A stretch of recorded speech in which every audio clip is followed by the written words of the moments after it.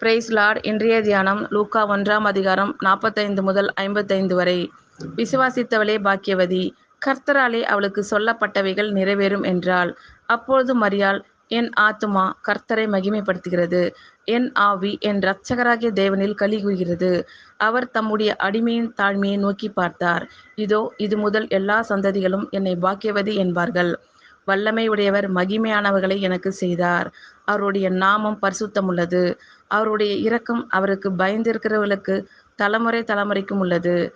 தம்முடைய புயத்தினாலே பராக்கிரம் செய்தார். இருதய சிந்தையில் அகந்தையுள்ளவர்களை சிதறடித்தார். பலவான்களை ஆசனங்களிலிருந்து தள்ளி தாழ்மையானவர்களை உயர்த்தினார். பசி உள்ளவர்களை நன்மைகளினால் நிரப்பி ஐசுவரியம் உள்ளவர்களை வெறுமையாய் அனுப்பிவிட்டார்.